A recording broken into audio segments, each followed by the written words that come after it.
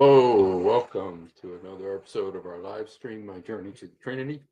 My name is Hussein. Happy to be with you. Happy you could be with me. Hope you're having a good day today. And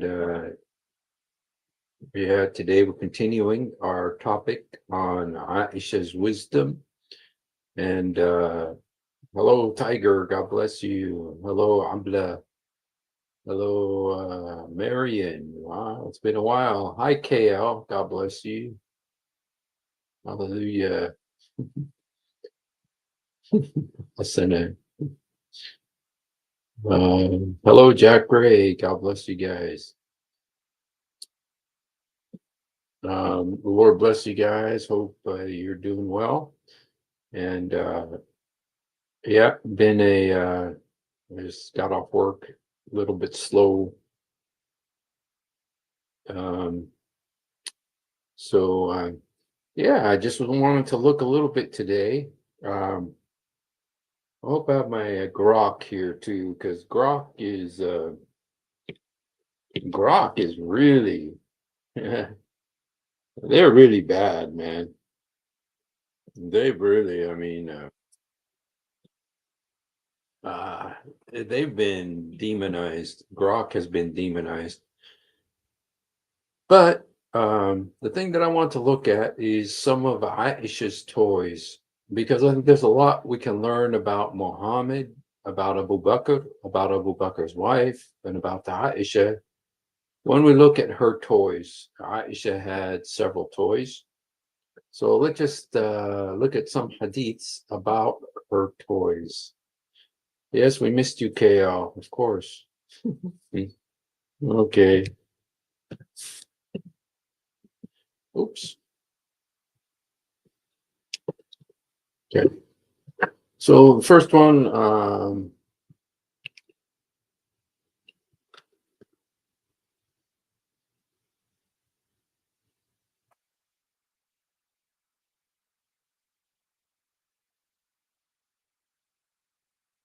okay, the first of Aisha's toys that we are going to look at today is from this hadith. Now, this hadith is much longer than this. There's several different versions of this hadith, but it says, I was swinging and I had my friends. They brought me to a house. There were some women of the Ansar. They said, good luck and blessings. Here's another one. It says, we came to Medina and stayed with Banu al-Harith. So they had come to Medina. They were from Mecca, but they had come to Medina, probably with the Hijrah, with Muhammad, and when he was running away from the people of Quraysh, his family, relatives. And so this was in Medina already. I stayed with the Banu al-Harith al-Khazraj. She said, I swear by Allah. Now, I wonder why this is such an important that she has to swear by Allah. But she says, I swear, I was swinging between two date palms. Okay, so she was swinging. Apparently, they had a swing, and there was two trees that the swing was hanging on. Then my mother came down, and I had my hair up to my ears. Okay, so let me see. The women came to me when I was playing on the swing and my hair was up to my ears. They brought me, prepared me, decorated me. They brought me to the messenger, and he took up cohabitation with me when I was 9. Okay, أتيت بي عليه وسلم فبنى بي وأنا ابن 9 سنين.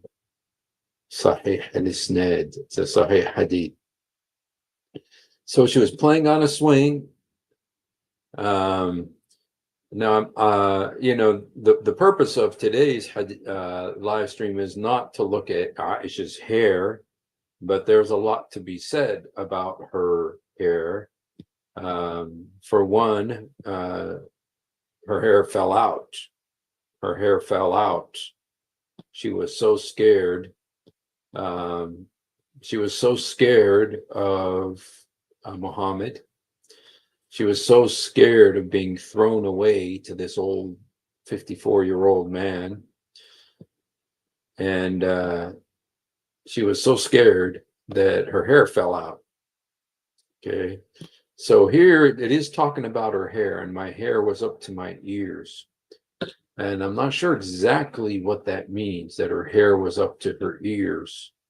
على الرجوحة. Arjuha is the Arabic word for swings.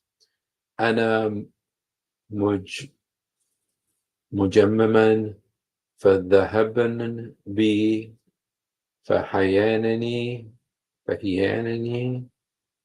وصنعنني ثم. Okay, so they decorated me. ثم أتين بي, and they gave me to the messenger of Allah. Okay, I'm trying to see where it talks about her hair though.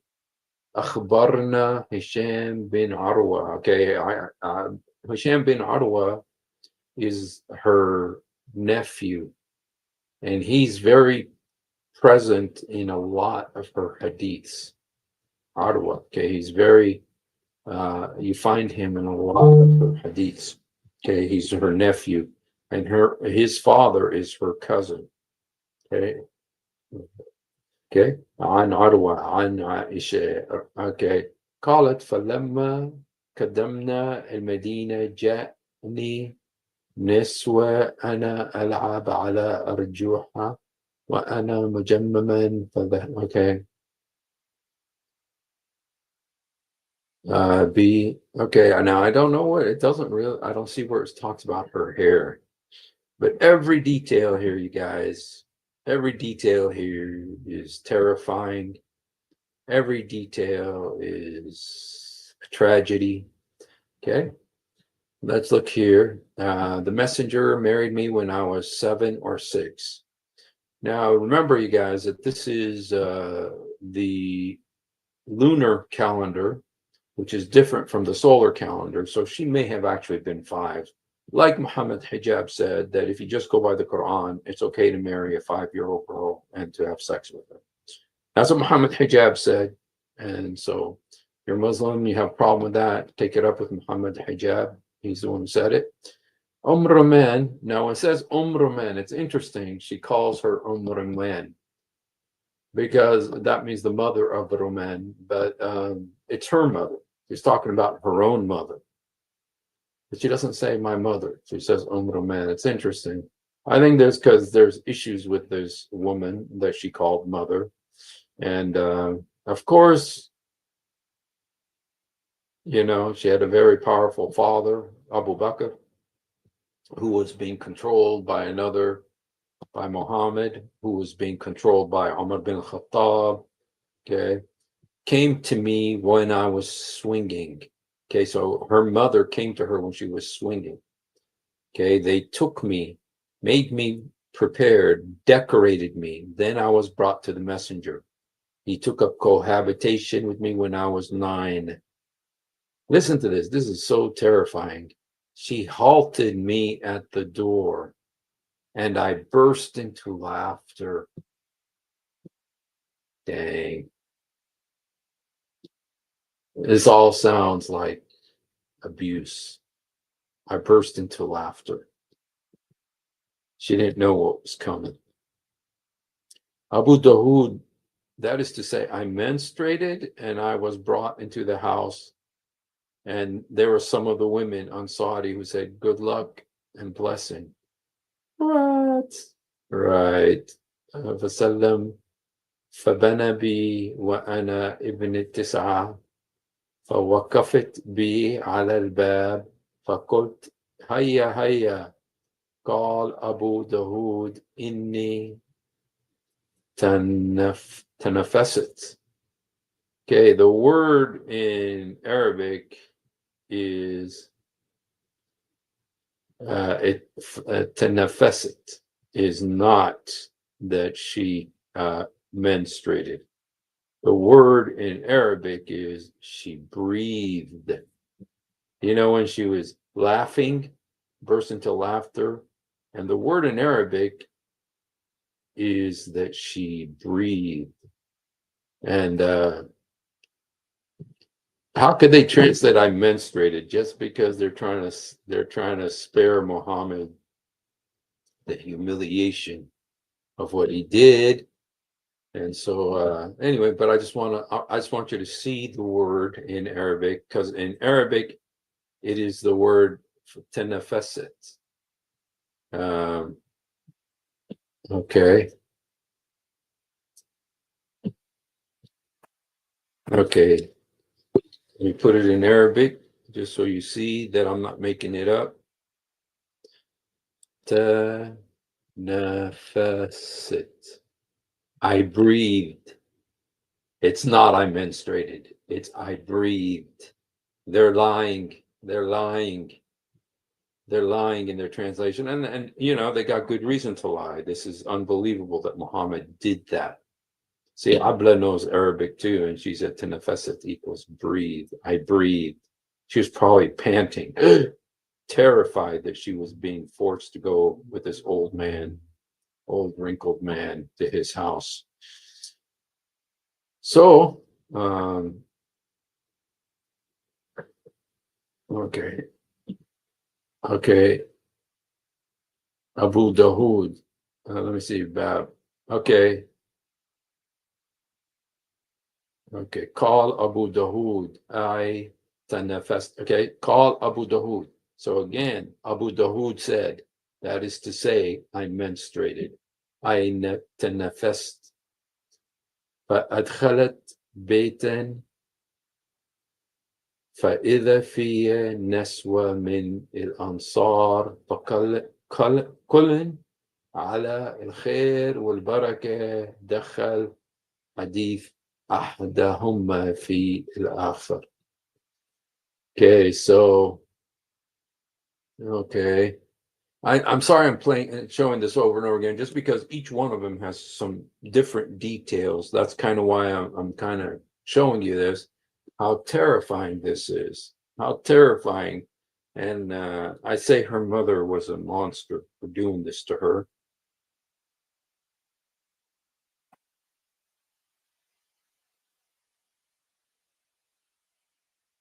Her mother was a monster for doing this to her.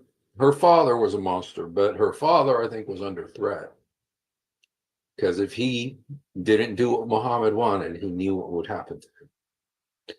Okay, the Prophet engaged me when I was a girl of 6 years. We went to Medina and stayed at the home of Bani Harith al-Khazraj.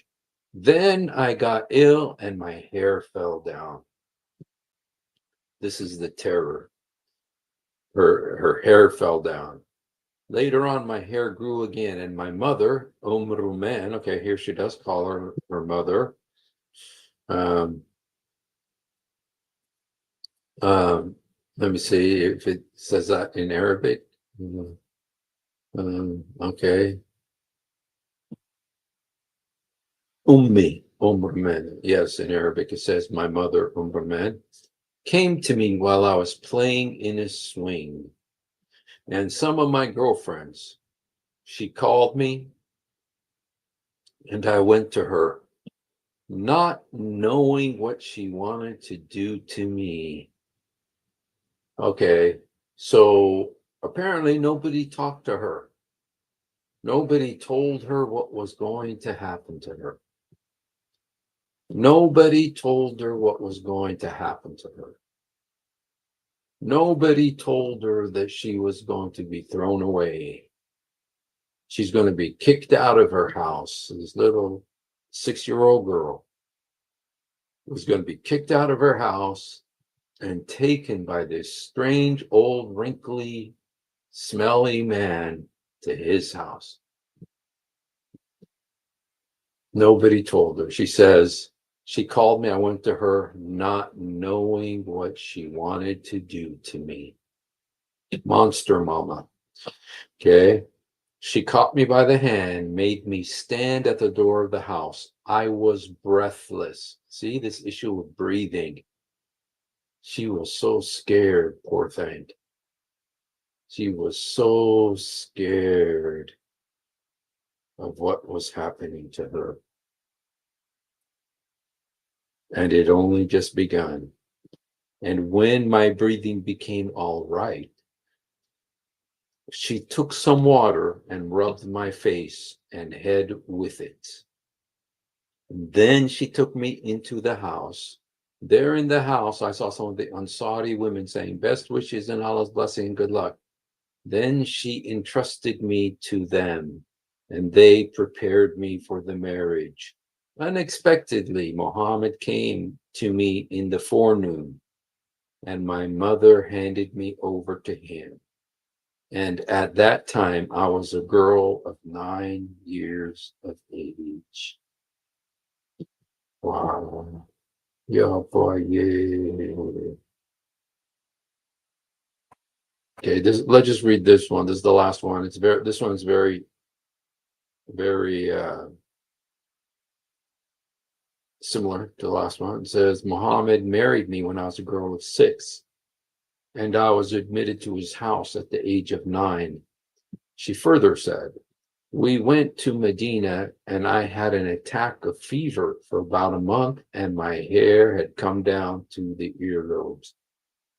I wonder if she lost all her hair up to her earlobes. Is that possible? Or she lost all her hair because of her fear, and then her hair grew back until it like reached her earlobes. Roman, my mother came to me when I was on the swing, along with my playmates. She called me loudly. I went to her, and I did not know what she wanted of me. So the mother didn't tell her nothing about what was going to happen to her. She took hold of my hand and took me to the door. And I was saying, ah, ah. I was gasping. See, it is those liars who translated menstruated. Oh my goodness. She was terrified until the agitation of my heart was over. She took me to the house. There were gathered women of the Ansar. They all blessed me and wished me good luck. May you have a share in good. She, my mother, entrusted me to them. They washed my hair and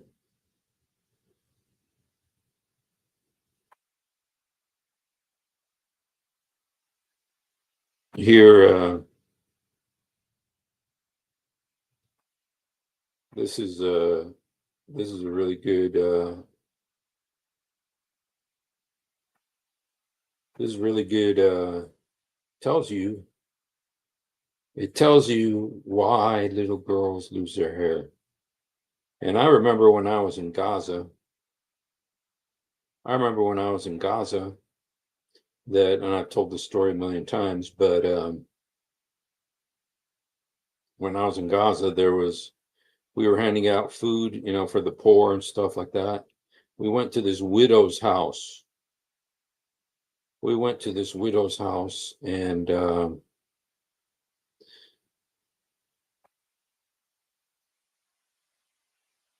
she had a little girl with her, and the little girl, her hair had, you know, she had lost a lot of her hair. And I asked the mother what happened to her. Why did she lose her hair? And the mother said, because she's so afraid when she hears the bombing at night and the planes, and her hair fell out because she was so scared. And so that's what Muhammad did to this girl, Aisha. Terrified her. Her mother's to blame. Her father's to blame. Everybody's to blame in this. Everybody gets some blame in this. Here's types of trauma related to hair loss. Telogen effluvium. This type of hair loss occurs weeks or months after severe physical or psychological trauma, causing a significant number of growing hairs to enter a resting phase. When these hairs re-enter the growth phase, they are pushed out, resulting in noticeable shedding. Alopecia areata. Okay, this is remember alopecia? We heard about that with Will Smith's wife. Remember when he punched that guy in the face because The guy made a joke about his wife. His wife was bald, Will Smith, and at the Oscars, and the guy made fun of Will Smith's wife. And Will Smith went up on the stage and punched him in the face in front of the whole world.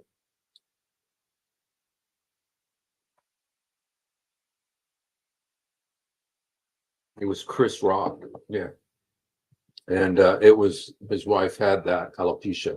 What's the cause of alopecia? Stress, especially severe or chronic stress from traumatic experiences can trigger an autoimmune response in which the immune system attacks hair follicles. The result is hair falling out in patches. That's exactly what happened to that girl in Gaza, and it's probably exactly what happened to Aisha.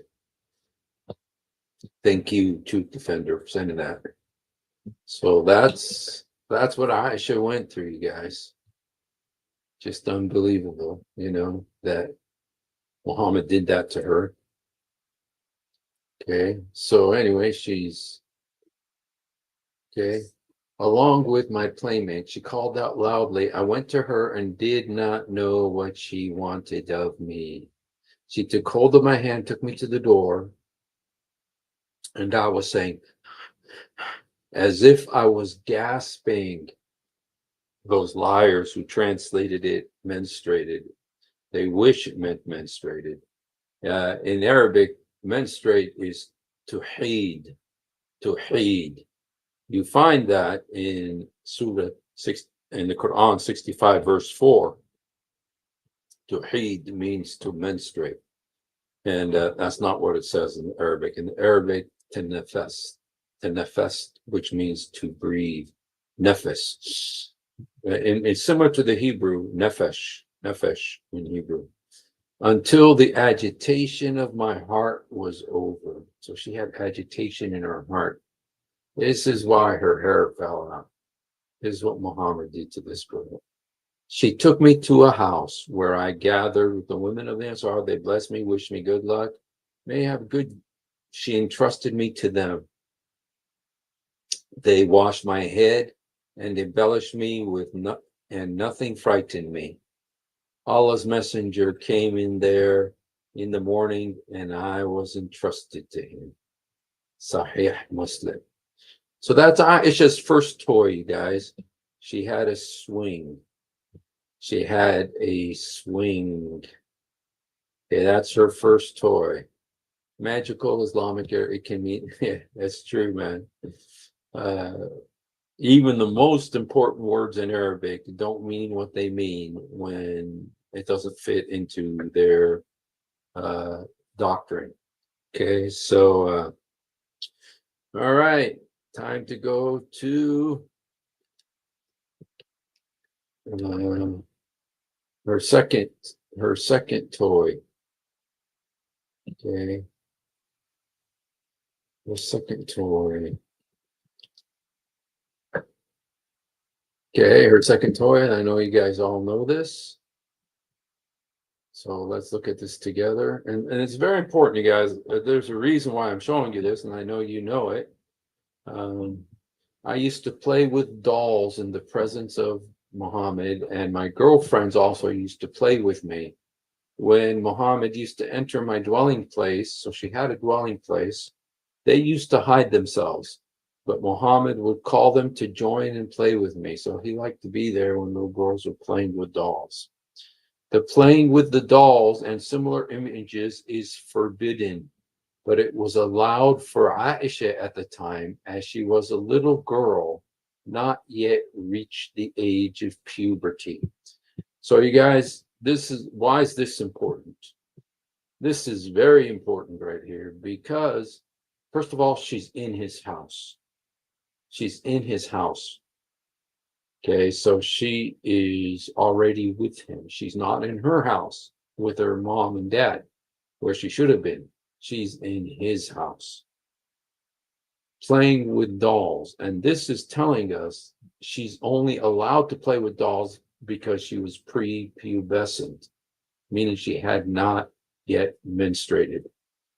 And this verse very clearly is saying that she had not yet menstruated when she was 9 years old. Why is that important? Because Muslims love to say that she had already menstruated when she was 9 years old. I don't know if you guys remember, there was a lady when I was out witnessing once, and she was screaming at me, shut up, you. Okay, and she's from the parking lot, and because I was saying Muhammad was a false prophet. And then my friend came, my friend Sabah, he came, and he says, "Why are you yelling at him?" She says, "He's talking against Muhammad." And then my friend Sabah said, "Yeah, but he married a little girl." And the lady says, "Bal كانت بالغة بالغة."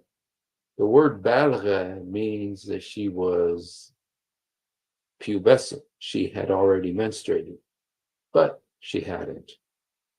And this hadith, which is Sahih al-Bukhari, proves that when she was 9 years old at Muhammad's house, she had not yet menstruated because she was still playing with the dolls. Let's look at a couple more of these hadiths with this one. Aisha reported that I used to call her companions to her who were also playing with dolls. So these girls were all under 9 years old. Who would allow their daughter to go to that house?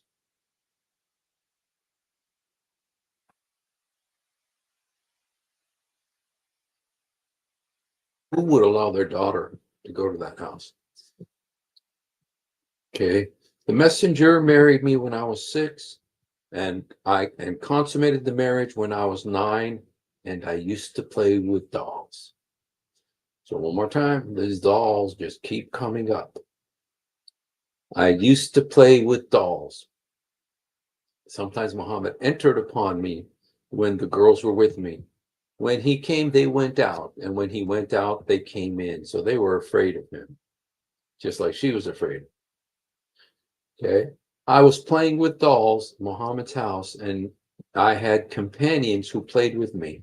But when Muhammad entered, they would withdraw from him. He would send them to me, and they would play with me. It's in Bukhari and Muslim. Okay. So there's the second. And there's one other thing. There's one other thing here I want to say about dolls. Okay, there's one other thing I want to say about dolls here, and this is very important. Hello, Elisa G. God bless you. Airbnb, welcome. God bless you. Jack Ray, Andrew Martin. The Lord be with you guys. Houston, God bless you. Houston always got amazing sources. Oh, let's see. The full video shows that Will Smith was laughing at the joke until he saw the expression, and then suddenly he changed. I think he was embarrassed. That's why he overcompensated by hitting Chris Rock in the face. And his wife was on a show. She used to have a live stream called The White Chair or The Red Table or something like that. And she used to interview people at this red table. And she interviewed Will Smith, her husband, on it. And she says, "Yeah, I cheated on you. I cheated on you. I'm admitting it. I cheated on you." I mean, what a wonderful person. Anyway, she had alopecia. So, all right. So, anyway,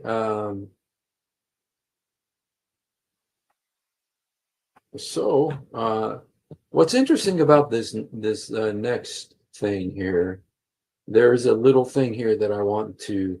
When the messenger Muhammad arrived after the expedition to Tabuk or Khaybar, the narrator is doubtful. The draft raised an end of the curtain, which was hung in front of her storeroom, revealing some dolls which belonged to Aisha. Okay, now why is this important? Okay, The reason this is important is because Aisha supposedly was still playing with these dolls. She was still playing with these dolls when Muhammad had, after Muhammad had um, gone to Khaybar, the Khaybar battle. Well, the Khaybar battle takes place at 629, which is, 3 years before Muhammad died, meaning she was 15, either 14 or 15. And she's still playing with dolls, which means she had not yet menstruated. So she was 14 and she still had not yet menstruated. Maybe it was because of what he did to her, the abuse. Let's ask Grok. Let's see what Grok has to say.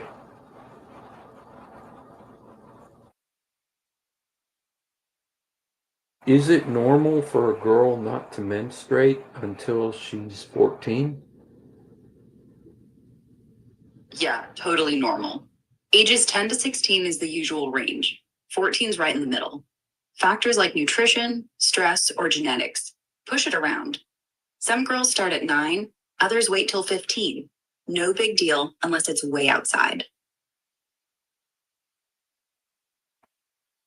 So it's normal not menstruate until she's 16 even. So apparently she had not yet menstruated by 629. Muhammad died 632. So this would be 3 years before he, this was right at the Khaybar situation. Interesting. This was also the time when he got poisoned, because Khaybar is, that's, he got poisoned after the Khaybar battle when they're on their way home. Okay, when the girl that he raped and killed her father, her brother, and her husband. I believe her name was Safiya. That Muhammad, had sex with her on the way from Khaybar back to Medina, and they stopped there on the way, and Muhammad asked her to cook dinner, and she asked, what is Muhammad's favorite part of the sheep? They told her his favorite part is the shoulder of the lamb. And so she cooked the shoulder of the lamb. She cooked the whole lamb, but the shoulder, she put a ton of poison in it. Okay. And Muhammad, when he was eating dinner, okay, he was hungry, of course. He had just come from a battle, Khaybar, and Khaybar is very important. Khaybar, ya Yahud, Jaysh Muhammad Sayya'ud. Khaybar, O Jews, the army of Muhammad is returning. And that's what the Muslims always say when they're planning to fight the Jews. Today, I could show you video after video of Muslims screaming that. They still do it today. Khaybar is a point of pride for them because they were able to kill some of the Jews there, some of whom had escaped from Medina earlier because he exiled them. So anyway, this happened when she was about 14, and she's still playing with dolls. She's still playing with dolls when she's 14, meaning she had not yet menstruated. Perhaps because of what Muhammad did to her, because he had full sexual intercourse with her from the time she was 9 until she was 14. So I don't know if that would affect her menstruation, that she, had not yet menstruated when she was 14. But she apparently did not. So that's why she's allowed to play with dolls. She still had dolls. Okay, so that's why this is important. Okay, but there's a funny little detail here that's kind of interesting. And this would be her third toy. This is her third toy. Okay, and he asked, so Um, one thing that happens with Muhammad, it happened a couple times, at least a couple of times. This happened to Muhammad where Allah would come. Muhammad is coming to a tent in which is a woman, and Allah causes the curtain tent door to open, to blow the wind. The wind blows the tent curtain open. And Muhammad saw, in one case, he saw his daughter-in-law. He saw Zayd's wife, Zainab bint Jahsh. He saw her possibly naked, and he lusted for her. He said, Ah, Subhan Muqallab al-Qulub. Praise be the one who turns hearts. And he started lusting for his daughter-in-law. And he made his son, even though it says he didn't, but somehow his son understood that he was supposed to divorce his wife so Muhammad could have her. Because also there was a verse in the Quran that said that he's allowed to have his daughter-in-law in order that there be no haraj or shame, embarrassment for Muslim men in the future should they want to marry their daughters-in-law. So there's a principle behind this. It's not just like Muhammad is lusting after his daughter-in-law. No, that's not what it is. It's because Allah wants to make it clear that he allows men to marry their daughters-in-law. And so Muhammad wanted to marry his daughter-in-law. And so, so that's the situation that happened there.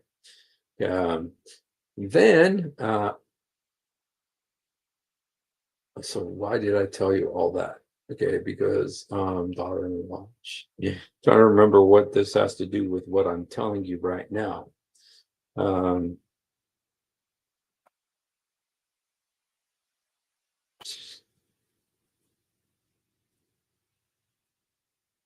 Yeah, so anyway, he wanted to marry his daughter-in-law, Zainab, and he did. Okay. But this situation right now that we're talking about happened in 629 after the Khaybar battle. And Muhammad was coming home. He brought that Safiya with him. He had sex with her on the way. He couldn't wait. And then when they got to the tent, she offered to make him dinner. He said, sure. And she put a ton of poison in it. And there was a guy named Bishr, one of Muhammad's friends or disciples, Sahaba, and he took a bite. He was concerned. Bishr was concerned. He said, you know what? We just killed her father, her brother, and her husband. And we have her cook dinner for us today. And I was just like, he was thinking, dude, I'm not sure this is totally on the up and up. I mean, I don't think I want to eat dinner from somebody whose husband and father and brother I just killed. Okay, so he was reluctant to eat the food because of that. But he trusted the Prophet Muhammad. And so he watched Muhammad, and Muhammad was just going at it, man, just like eating the pickles, eating all the everything. And so when he saw Muhammad was confidently eating, Bishr also took a leg of turkey, or no, excuse me, leg of lamb, took a leg of lamb and just started chomping on it.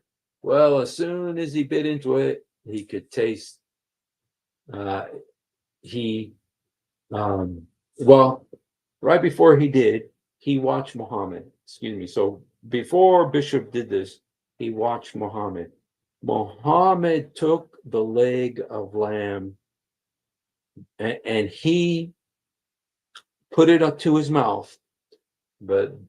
And so Bishr is watching him, and he says, if the Prophet will eat it, then I will eat it.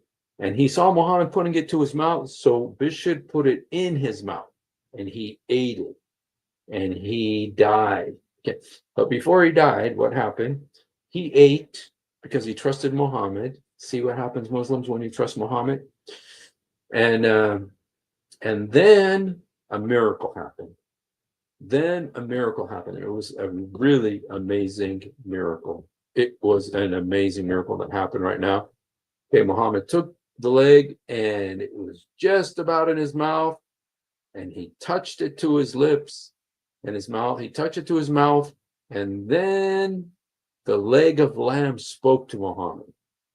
The leg of lamb spoke to him. Okay. And the leg of lamb said to him, "Oh, Muhammad, I'm poisoned. Hello, I'm poisoned, Muhammad."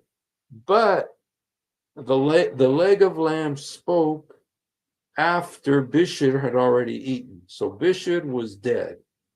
And Muhammad already put it to his mouth to where the poison got into his system and tortured him for the next 3 years until he died.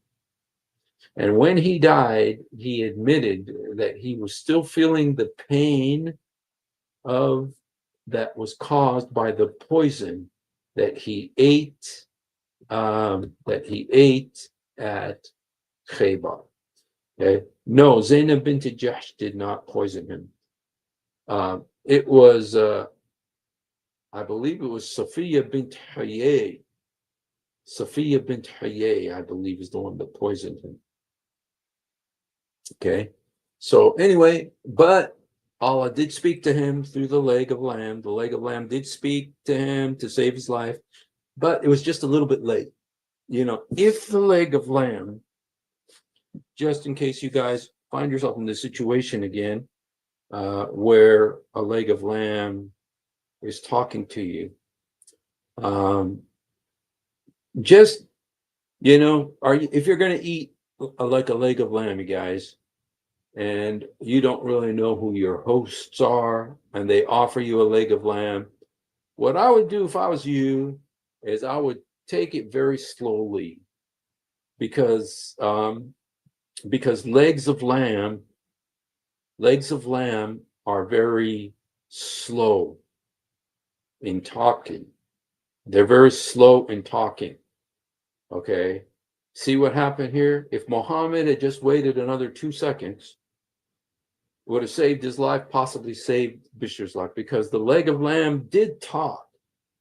The leg of lamb did talk to Muhammad, but it was just a little too late. He had already put it to his mouth. See, if the leg of lamb had spoken 2 seconds earlier, okay, but apparently, you guys, and I'm saying this because I care about you, legs of lamb are a little slow in talking. Okay, so if they want to warn you, hey, there's poison in me, and maybe it was because of the poison that the leg of lamb was a little bit slow in warning Muhammad. Now, the leg of lamb did warn him, so we got to give the leg of lamb credit, because it did talk to him and tell him, hey, don't eat me, I'm poisoned. But it was just a little bit late. It was just a little bit late. And Muhammad had already put it up to his mouth and was already poisoned.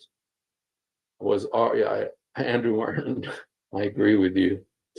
You know what? She already knew that she had the will. It was already made out. They had already made out the will. And so she knew she was getting the lion's share of everything. So anyway, guys, I'm just warning you about legs of lamb. They're very slow in talking. So just give them time.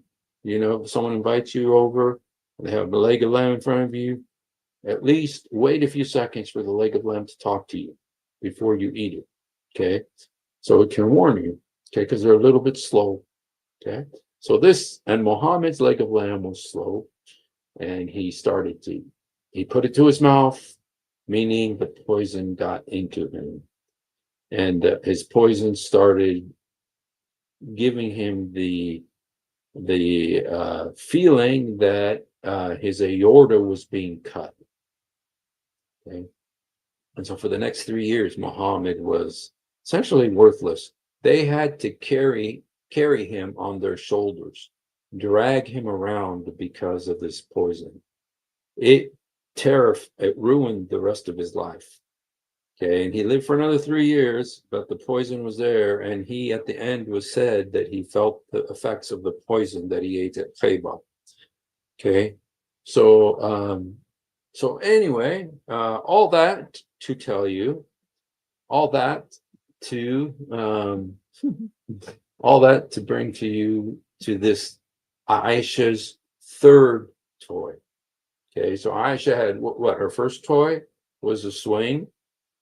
Her second toy was the dolls, which she still had. But then the amazing wind that, like the wind that Allah sent to expose Muhammad's daughter-in-law, this amazing wind came again. Okay, and it says the draft of the wind raised an end of the curtain, which was hung in front of Aisha's storeroom, revealing some dolls which belonged to her. Muhammad asked, "What is this?" She replied, "My dolls." She had a bunch of dolls. I mean, she had a special storage unit for her dolls. I mean, like if you go to U-Haul, sometimes if you go to U-Haul, you can rent like a special storage unit there and leave it there at U-Haul. If you have some stuff that you want to keep there in storage, they have like this little storage container. So maybe this was like a U-Haul storage container. It says in her storeroom. So maybe it was like a U-Haul or something. Okay. Revealing some dolls which belonged to her. He asked, "What is this?" She replied, "My dolls." Among them, he saw a horse with wings made of rags. So this is her third toy. She had a horse with wings. And you guys, she's 14, possibly 15 years old, still hasn't menstruated because she's still playing with these things. She still hasn't menstruated at 14 or 15. And she has this little horse with two wings. Doesn't that remind you of something? Doesn't that remind you of El Burak? Doesn't that remind you of El Burak? The flying donkey that Muhammad had. Anyway, apparently Muhammad was very impressed by this horse. She replied, "A horse." He asked, "What is that it has on it?" She replied, "Two wings." He asked, "A horse with two wings?" She replied, "Have you not heard that Solomon had horses with wings?" Now, you guys, I'm interested in this is very interesting. Okay, this is very interesting to me. How is it that little Aisha, she's 14 years old by now, okay? So apparently she was pretty smart. Okay, that's why she's written there's about 2,000 hadiths that she narrates. Okay, but how is it that she knew something about Solomon that Muhammad didn't know? Who's the real prophet? How come Muhammad got his prophecies when he was wearing her clothes? Who was the real prophet here? Why is it? She replied to Muhammad. So Aisha says to Muhammad, "Have you not heard that Solomon had horses with wings?" Now, the other stories about Solomon in the Quran are no less crazy than this. They're no less crazy than this. But it's interesting that she's the one who knew about this, and Muhammad did not know about this. How is it that she knew this about Solomon and Muhammad didn't know it? Does anybody have an idea? Just because I think that's kind of interesting. A horse with wings. How is it that Aisha knew that Solomon had this kind of a horse, but Muhammad did not know?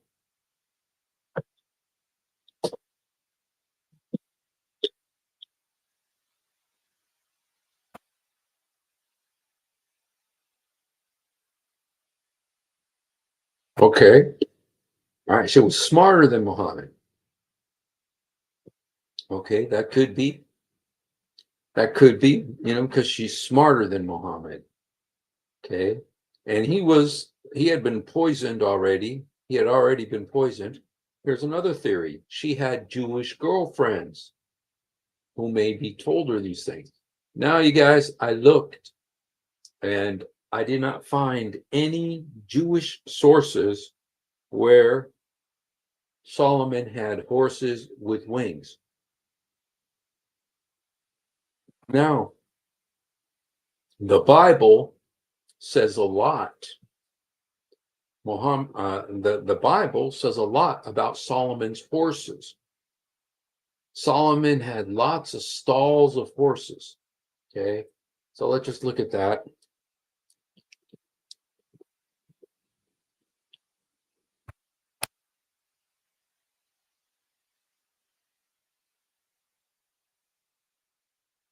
It says here in Second Chronicles, in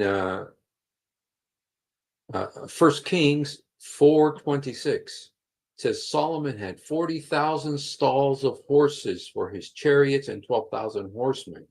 Second Chronicles 9:25 says Solomon had 4,000 stalls for his horses and 12,000 horsemen. Okay, so Solomon had a lot of horses and he had a lot of stalls for his horses.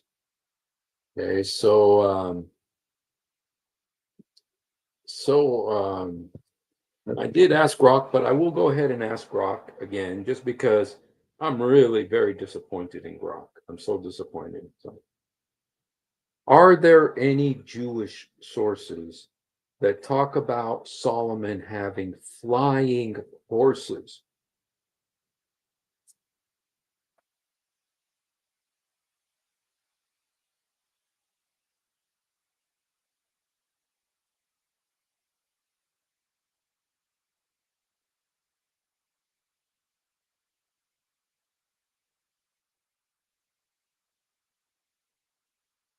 Are there any Jewish sources that talk about Solomon having flying horses? No, Jewish sources don't mention Solomon with flying horses. It's not in the Tanakh or Core Talmud. The Bible just calls them fast war horses from Egypt, like in Kings 10:28, no wings.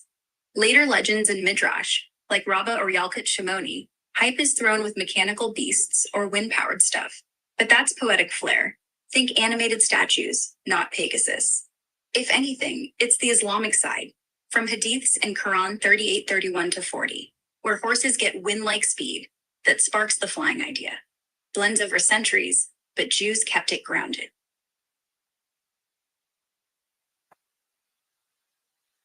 What about the Sphinx? The Sphinx? That would be Egyptian, no Jewish connection at all. It's a limestone statue with a lion's body, maybe 2500 BC, built by Khafre. No wings, no Solomon. Jews might have seen it during exile, but they didn't write about it. Why?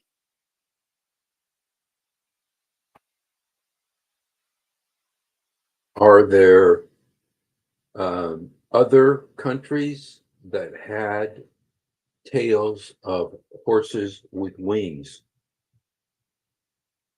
Yeah, loads. Greek myths kick it off with Pegasus, born from Medusa, flying around Olympus. Norse had Sleipnir, Odin's eight-legged wonder, kind of wingless but gallops on air. Hindu epics give Indra's horse, Uchai wings for speed. Even Persian folklore whispers about winged steeds pulling chariots. Universal trope.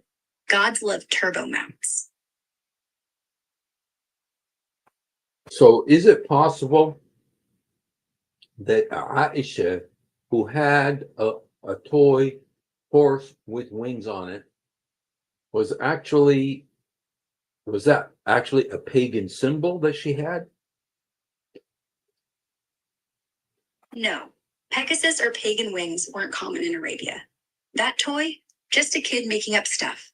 Like, look, it's Solomon's horse, it flies. She pulled it from Quranic vibes. Sur Sad talks about Solomon racing breezy horses, so Aisha slapped wings on a doll for fun.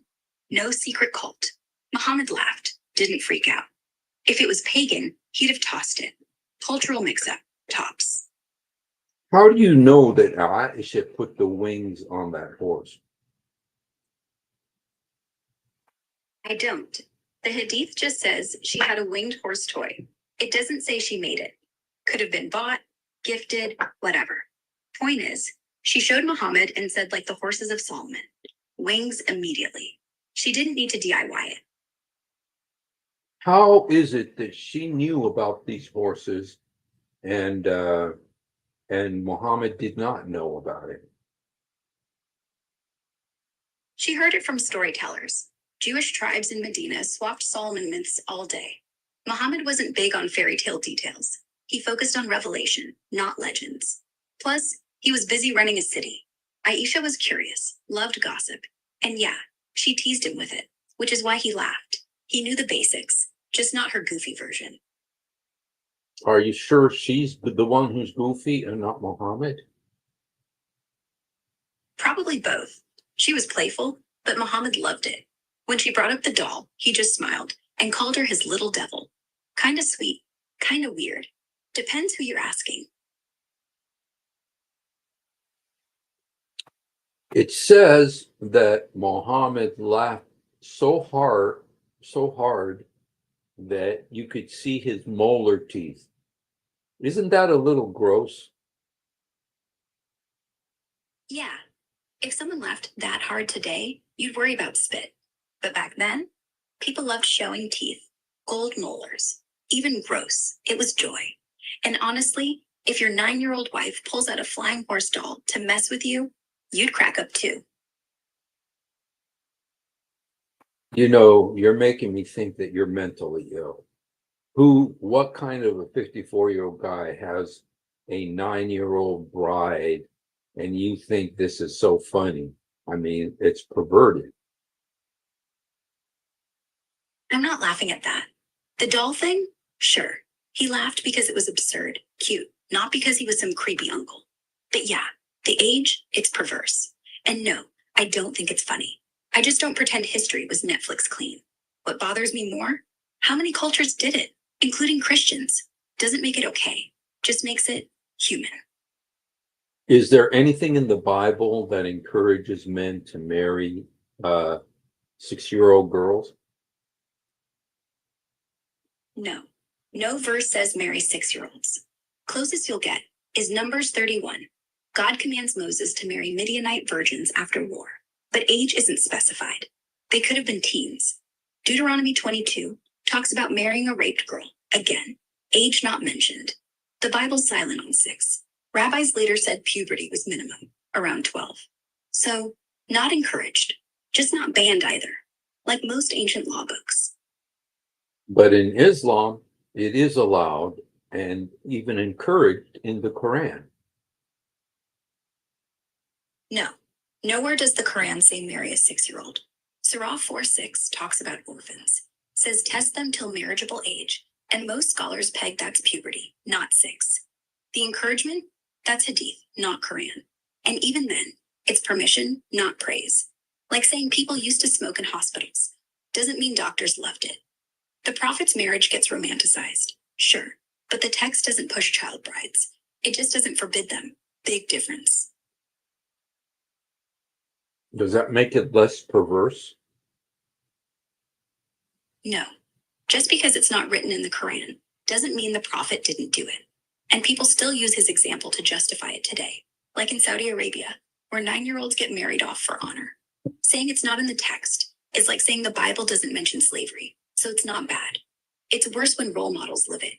Doesn't make the book evil, just human.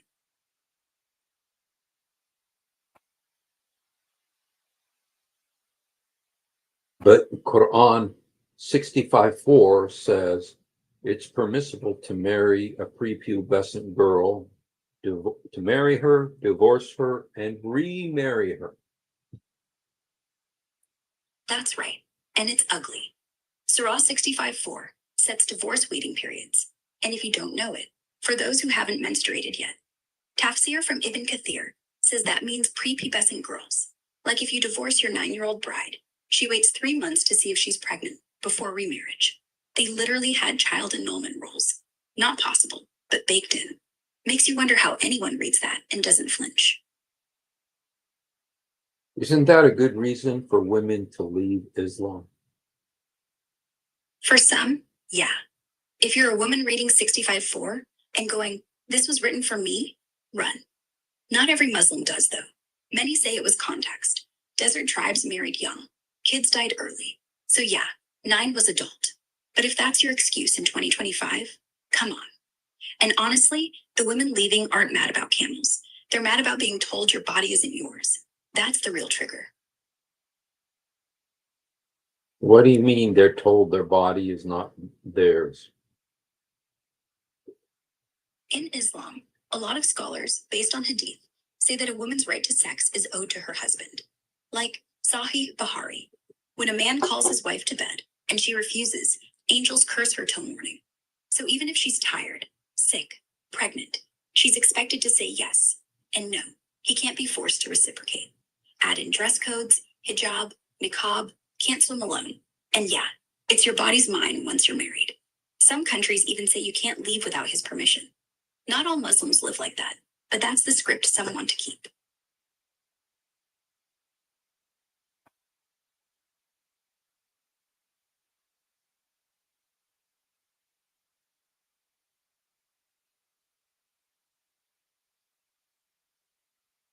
You told me that Aisha slapped Muhammad. Right. Sahih Muslim 2432. Muhammad joked he'd marry a woman who'd nurse him better. Slapped his thigh, said, "Who could ever replace me?" He laughed it off. It was playful, not abuse. But yeah, she wasn't meek. What was that hadith again? Sahih Muslim 2432. Aisha said, the Prophet once joked that he would marry a woman who could suckle him. I slapped his thigh so hard, my palm went numb. What if I died? I said. Would you marry again? He laughed, said no, and never joked about that again. Yo, boy, yeah. So isn't that spousal abuse? Not even close. It was a love tap, like when your girlfriend smacks you after you tease her.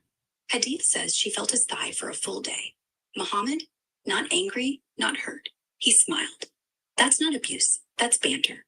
Real abuse looks like what men did to wives back then. Beatings, forced sex, 0 rights. This wasn't even in the same ballpark. Is it equal to when Muhammad hit her? No, Muhammad never hit her. There's no reliable hadith saying that.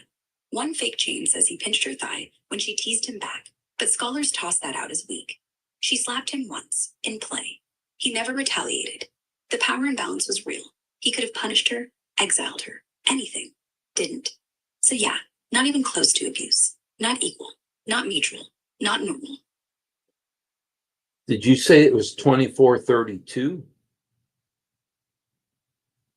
No, it was Sahih Muslim 2432. Okay, but that I'm looking at it, it doesn't say that. It doesn't say that she hit him. Is there a different like in the Arabic Sahih Muslim, a different number?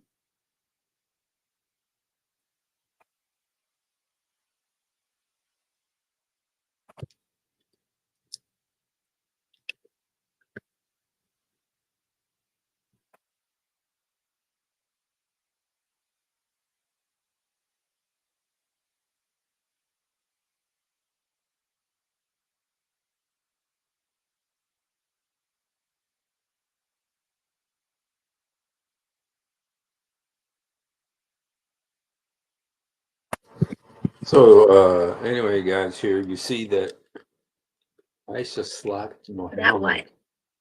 Aisha slapped Muhammad's thigh. It was a love slap, according to Iraq. Love tap. According to Iraq? You mean the government stance? Last I checked, they're furious, calling U.S. drones in their airspace a gross violation and threatening to shoot them down. They even told the UN, no one's winning. Okay, so um,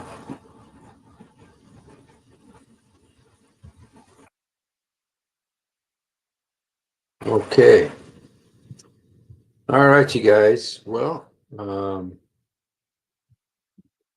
so there you have it. There you have it. All right.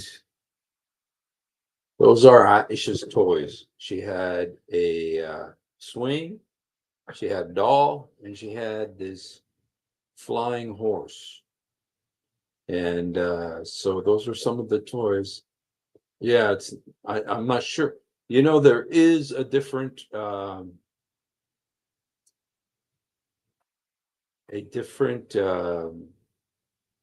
numbering system for some of the Arabic hadiths. Let me see if I could find something. Let me see if I could find this.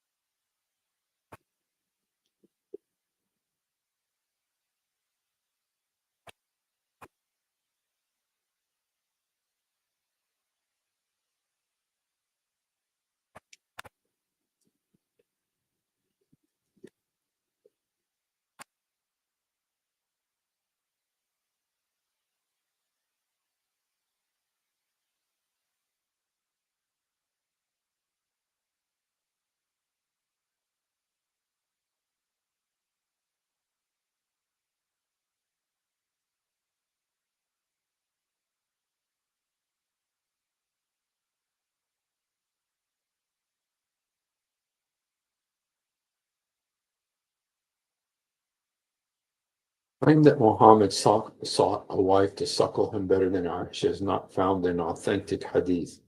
It appears to be a conflation of specific.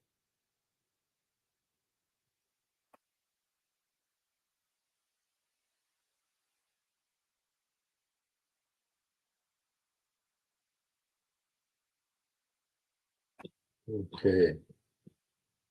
Well, I think Muhammad was old by now to where she was stronger than him and he was scared of her.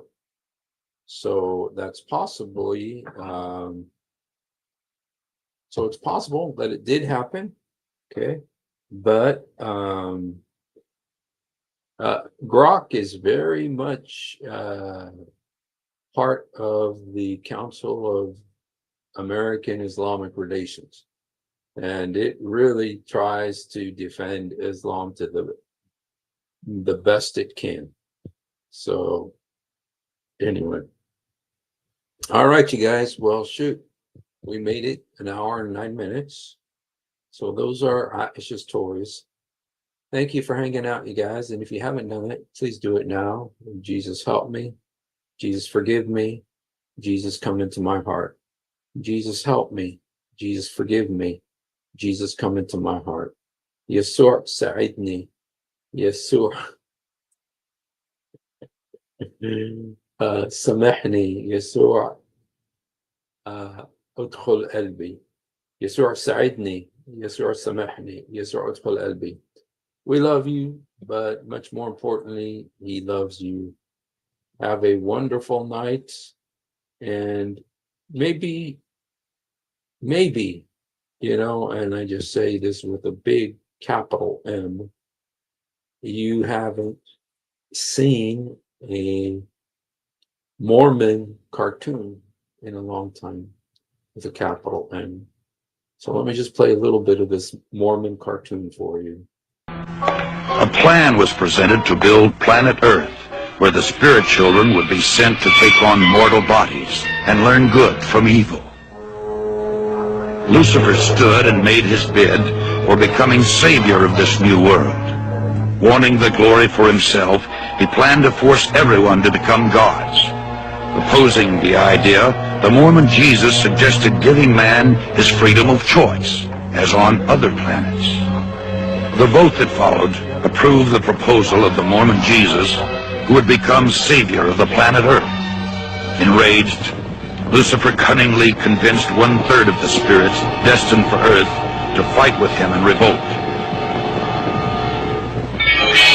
Thus Lucifer became the devil and his followers the demons.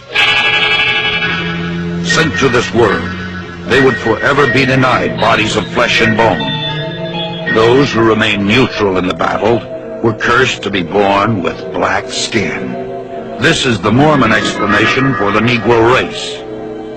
The spirits that fought most valiantly against Lucifer would be born into Mormon families on planet Earth. These would be the lighter-skinned people, or white and delightsome, as